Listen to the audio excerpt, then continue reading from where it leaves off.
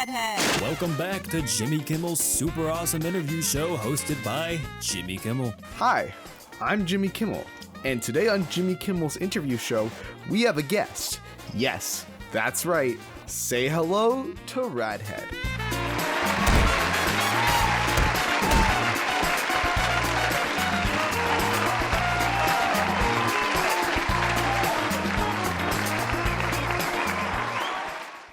So, RadHead, how do you feel about the current economic state of the world? Well, you see, I got a lot of on my Steam wish list.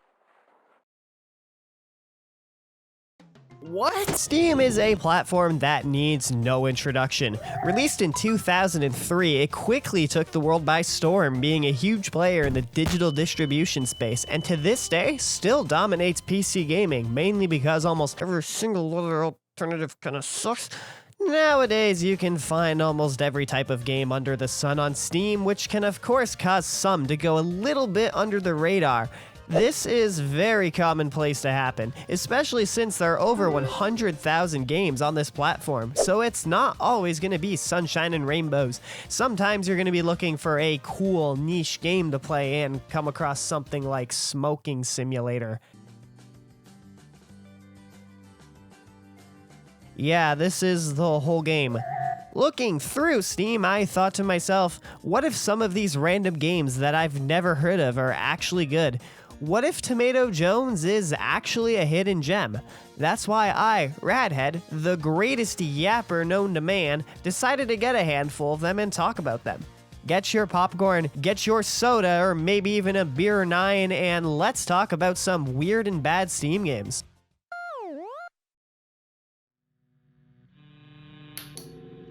His name is Akin. He is an ordinary man, a worker who bought the house of his dreams.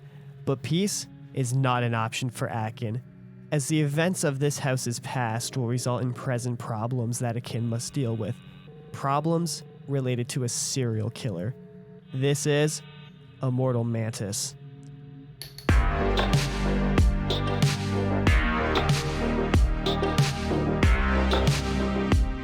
When looking at a game on Steam with a comically low price as its default, you often think you're in for something that's gonna be terrible, but for this game, I couldn't be more wrong. Immortal Mantis is a horror game where you find yourself trapped in your house with a killer and must escape him by solving puzzles and uncovering the story of who this mantis is. It's a slow-paced game that immerses you in its world, but at the same time, it isn't too long either, taking me only a little under an hour to get both endings. Its vibe is very similar to Faith with its rotoscoped cutscenes and the way it uses voice synthesizing for its dialogue, but unlike Faith, its pixel art is a little more detailed here and it's also gorgeous. When you pay like $2 for a game, you expect low production value, but this, wow, it looks incredible.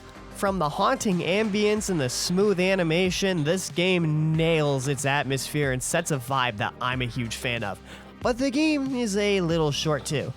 I wish it was a little longer just to flesh things out, but that's nitpicking, and also there's a sequel that fleshes out even more, and the price is still comically low. As a developer, BitLife has a ton of potential, and I cannot wait to see what they do in the future. Games like these prove that if you dig deep enough, you can find something truly special. It may take some time to find that gem, but it was very much so worth it. Stuff like Immortal Mantis reminds me why I love video games so much. Only Cans Thirst Aid is a game where you do it with cans. It's pretty much one big QuickTime event where you spray and snap cans until they explode.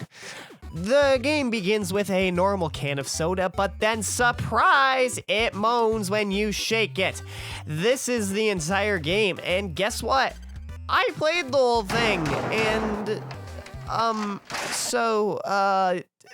the production value here is really good, and like it's fully voice acted, and the can renders look really nice and got some creative names that got a chuckle out of me. You think they would just parody basic soda flavors, but nah, it starts off like that and then quickly down spirals into flavors like tangy ketchup, 4 cheese, pineapple pizza. And what the fuck is that? This is one of the weirdest things I have ever had the displeasure of playing.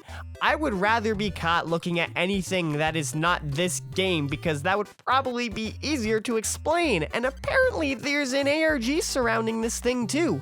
Like, who looks at this game and goes, this could be the next No Players Online? It's really funny to me that this game has an entire game theory episode. If you're curious, it is free on Steam, so it is very accessible for better or for worse. Waiter, more slop, please. Perfect. Imagine playing the world's hardest game, but with your mouse. That's what Ball Torture is. It's a simple rage game where you guide what I think is a bowling ball to the end of the stage, with the gimmick of the game being that it's really hard. Oh, okay. That wasn't very fair. Are you serious? It's a pretty nothing game that I honestly don't really have anything to say about other than, hey, the title's kind of funny. Meow. Meow never changes. The end of the world occurred pretty much as we predicted. Something broke out and it turned everyone into Donald Duck knockoffs. The details are trivial and pointless. The reasons, as always, purely catwalk. Is that Comic Sans? We begin Cat's War in a small, desolate town, only accompanied by pure ambience coming from the sheer terror happening around us. Yeah, lady, I got a car! The goal of this game is simple. Avoid the mutant ducks and collect 10 flowers to win. If you die in this game, you don't get a game over. No, this game is hardcore. It just tells you the truth. The whole map feels like it was just downloaded off Unity or something, and this cat looks like the stuff of my nightmares. Anyways, let's progress. I can't find a gun, and there's so much ducks. I am insanely lost. What is this game? This is lame. I want to leave the city. Maybe if I cross this fountain, there's another city. Oh, never mind. It's just a gap. What if I jump? Oh, okay. I guess invisible walls are just not a thing. I'm still falling. Okay. So humanoid cat thing is stuck in the abyss now. Anyway, before I get into this next game, I need to warn you just in case. This game has a lot of flashing lights, so if you have any sort of photosensitivity, please fast forward to the time listed on screen. Oh shit. It's crazy to me that someone looked at the last letter on the alphabet and said, let's make a game about it. ZZZZZZ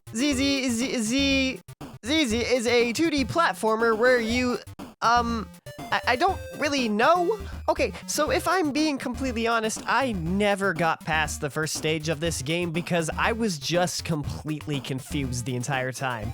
It controls bad, the level design is bad, and when you run into this thing, you get an emoticon jump scare. During the entire 7 minutes of this I played, I was just scratching my head thinking, what? I get everything I have played has been weird, but at least I've been able to understand it. This though, I really got no idea what to say. Shot the bugs. Shot the bugs. Shot the bugs. Shoot the bugs. Shot the bugs. Okay, this might be the greatest thing ever made. Shoot the bugs, or shoot the bugs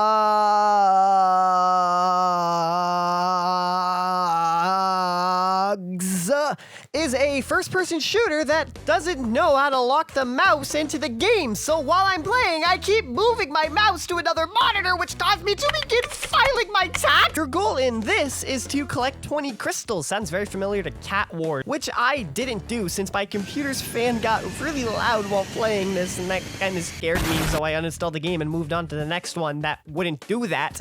I'm really starting to wonder why I made this video. This game is just a basic platformer where you play as a chicken and have to save your children in extremely simple stages. The game controls with the arrow keys, so you know what that means. Yes, jumping with the up key, and it does not work very well. I will say this though, the game gives me the vibes of a Flash game, so like, I didn't hate it.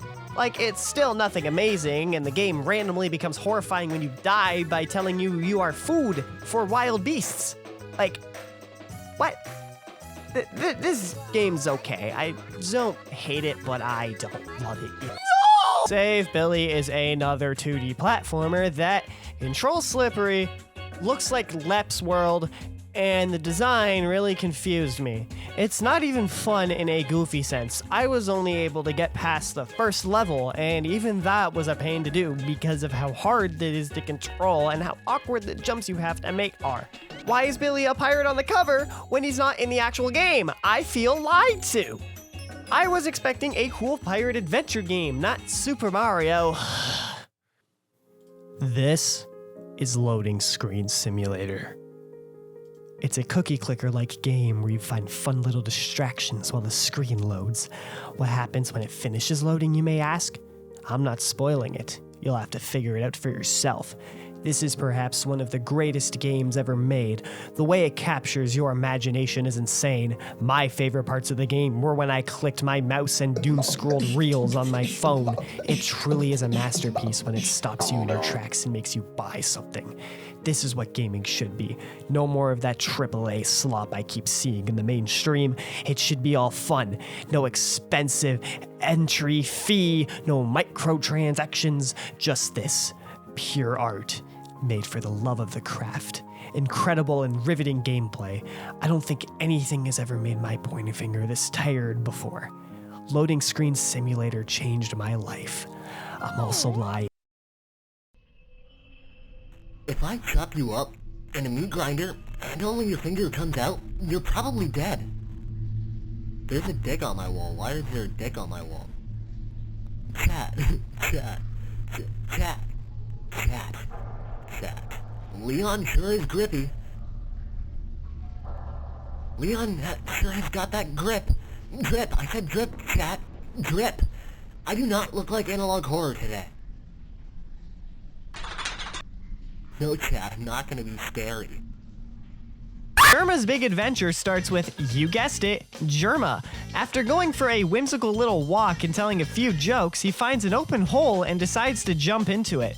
We are now in a cave, and this is where the game starts. The mechanics are simple. You can run, jump, and roll, while also being able to tell a funny joke to heal yourself.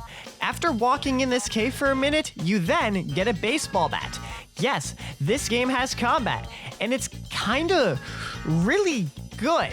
Nothing complicated though, as there's only 3 types of enemies: the Jerma Raptor, which you can defeat by whacking or deflecting its beams, the Shock Warlock that you can't exactly hit up close unless you deflect its beams and then stun it and attack it, and last but not least, the giant enemy dinosaur. This is the boss that you defeat once again by playing ping pong with its beam and then whacking him a bunch. Yes, that sounds repetitive, but you'd be surprised how simple but fun it is. The game is structured around these combat encounters, as exploration isn't fully the focus. These combat encounters are pretty much just take out every enemy and then go through a door, but there's also one where you have to make each enemy hit a target, and it's the only bad part of the game. Jerma's Big Adventure is a short and free, roughly half-hour experience that's pretty fun. Oh, also it has gambling. Yes, 10 out of 10, best game. And that's all the games. I have successfully played all the games and drained my wallet. Thanks to this, my Steam library is now full of slop, and it looks incredible. I cannot wait for the questions people are going to ask me. This was sure one hell of an adventure, and it made me learn to appreciate even the most mediocre games. Save Billy made the Sweet Dreams game look like Ocarina of Time, but without this list, I wouldn't have discovered Immortal Mantis, which is probably one of the coolest indie horror games I've ever played. Shopping on the low to high list may have been a huge gamble, but it was a fun gamble. One that showed me many neat games when I didn't have to sift through hundreds of you-know-what. It was worth it. It truly was. Even if 95% of the games were slop, I still had fun, and that's what matters. Anyways, I'm gonna go play Smoking Simulator now. Hell yeah!